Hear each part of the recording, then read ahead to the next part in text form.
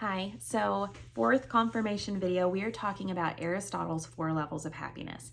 Aristotle was around about 300 years before Jesus, actually closer to 400 years before Jesus.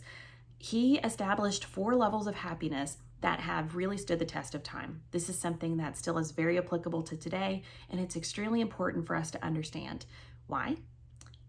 We all seek happiness. Every single thing we do is in order to be happy. Happiness is sought with adjusting the temperature of your bathwater, what you eat, the clothing you wear, the people you hang out with, the activities you do. Every single thing we do to be happy. Okay? Even school.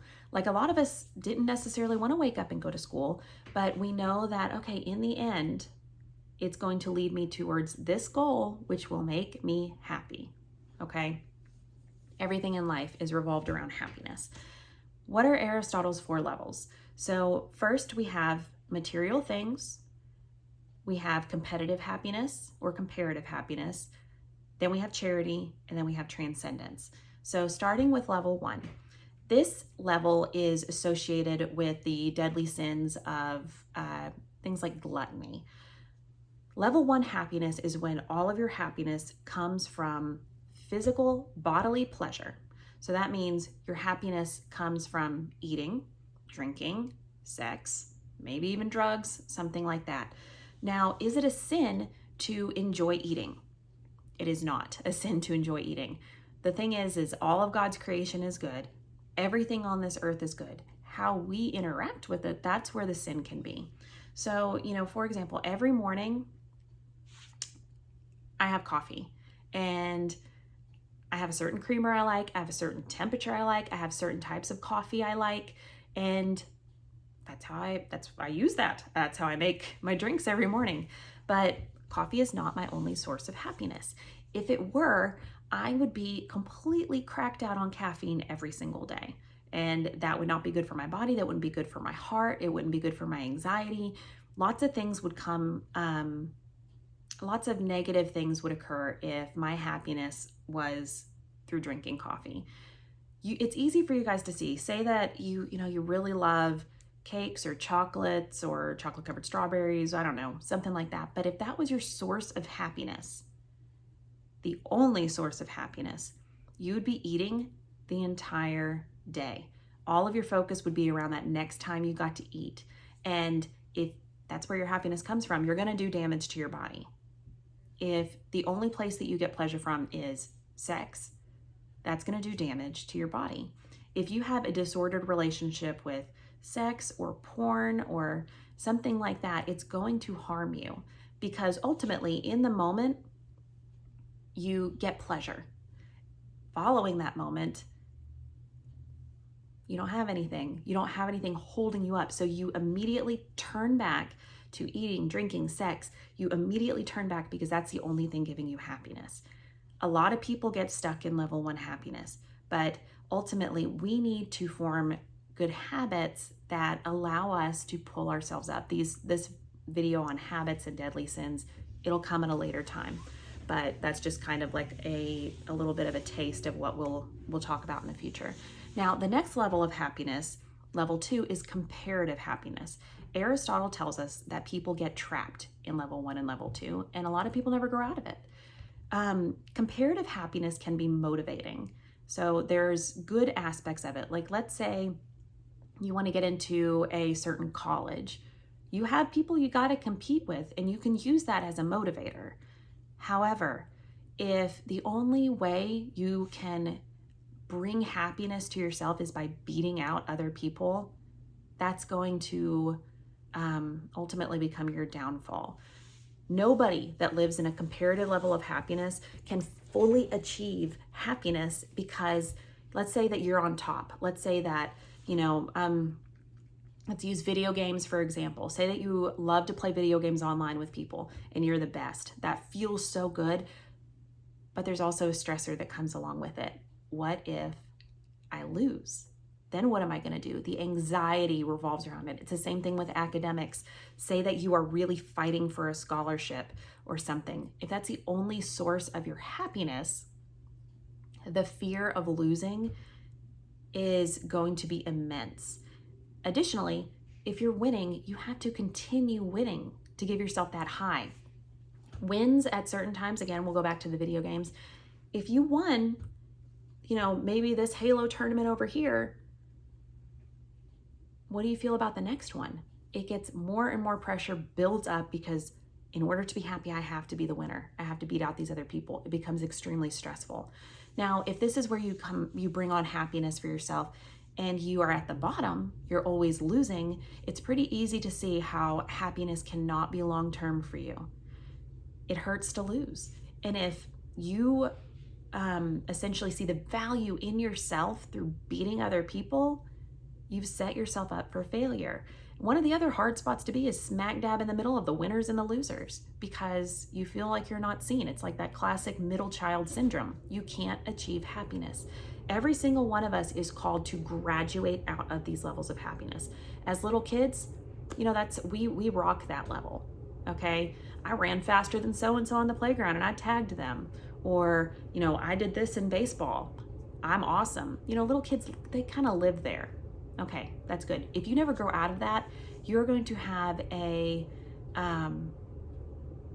very difficult time maintaining happiness. Now, level 3 happiness.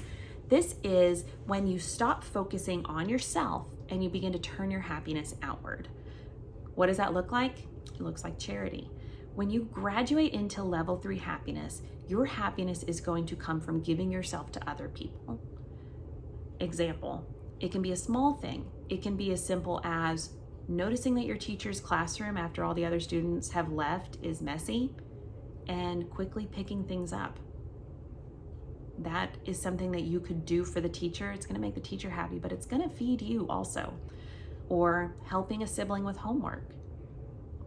You could go bigger than that. You could participate in feeding the homeless. You could, there's so many things you could do for other people, whether it's big or small. You don't have to have money. You don't have to have resources.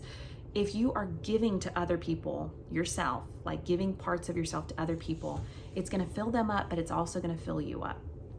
The final level of happiness that Aristotle talks about is called transcendence. This means recognizing that Earth is not it. You cannot achieve all of your happiness from creation around you. So what does that mean? That does not mean sit there dismal and depressed because you're like, there's no happiness here. That's not what I'm talking about. Let's talk about the transcendentals, beauty, goodness, and truth. These can be our means for understanding that there is something greater out there. And when we start to turn our happiness towards that greater happiness that we can't necessarily find in this life, it changes our perspective. It gives us a different freedom. When we become consumed by this earth and the way that we're living in the social construct and the culture, everything, when that's our world, it can become very difficult. It can become very depressing. I'll just be honest with you. A lot of times just interacting with people and seeing the way people behave can really be soul crushing. But when we begin to turn ourselves outward and reflect ourselves to this more grand picture, essentially turning ourselves to God and seeing the greater importance of not just ourselves, but everybody, it changes you.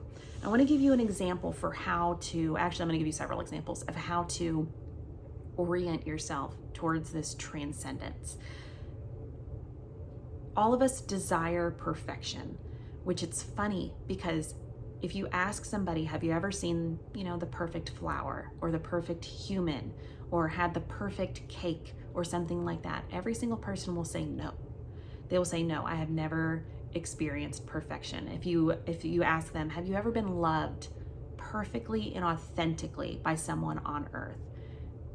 They might think they have, but the true answer is no. Even your dog, while they love you, if you don't feed them, they'd be inclined to cheat on you because you are a means to their level 1 happiness, basically. Even mothers. I love my children so much. I would die for them. That wouldn't even be a question. I still am not perfect, and I cannot give them fully perfect, beautiful, authentic love. Okay. So let's walk into this. If I ask you, have you ever seen the perfect person? You will say no. I could put somebody that I think is beautiful in front of you with a great personality, and I'd ask you, are they perfect? And you would say no. You would say, because nothing is perfect. Why? Why do you even know that? If you have never seen perfection or encountered perfection, why would you even know that perfection exists? That is because you are connected with the transcendence. You are connected with God. One of the things that really strikes me pretty hard is I can be in this like most beautiful situations. I can be with my husband and children, or I can be with my youth group teenagers. I can be so happy, like really enjoying the moment. But inside of me, I get this weird feeling where I don't feel like I am home. The only way I've ever known how to explain this is it's almost like I feel like I'm an alien and I'm on the wrong planet. And while it doesn't stink here, like it's not awful, I feel a part of me is like unsettled and urging to go home. That transcendent quality is your connection with God. When you can begin to recognize that transcendent feeling within yourself, how I have all these things, but there's something greater, it gives you a new kind of freedom, a new kind of ability to love. It's really incredible. Now, to kind of recap, we have the 4 levels of happiness that Aristotle gives us.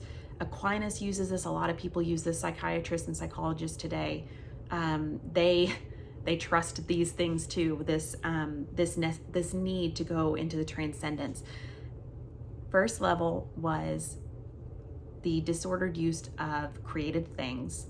It is that need to consume, eat, drink, sex. The second level is comparative happiness, whether it's beating somebody in video games, whether it's having the nicest clothing, whether it's having a car that's better than everybody else. Comparing yourself to others and winning is how you get your happiness. It's fleeting and it won't last. If you live in that level of happiness, one thing I meant to say earlier, let's say that your happiness hinges on you having the best stuff. Eventually, you're going to have financial problems if that is how you pursue your happiness. We'll move into level 3. This is when we really start to experience true happiness. It's doing things for others. It is turning yourself outward. Transcendence, the level 4. This is when you are fully able to empty yourself and realize the happiness beyond yourself. It's a really beautiful place to be. It's fine. Every single one of us will fluctuate through levels 1 and 4, but the ultimate goal is we need to be achieving levels 3 and 4 and consistently finding happiness in those places. Journal entry. Go through every single one of the levels of happiness and tell me how they affect you, okay? Don't skimp on your answers, because this is going to tell you more about you, and it's important. Journaling is so important. So I hope you guys enjoyed this, and I'll see you next time.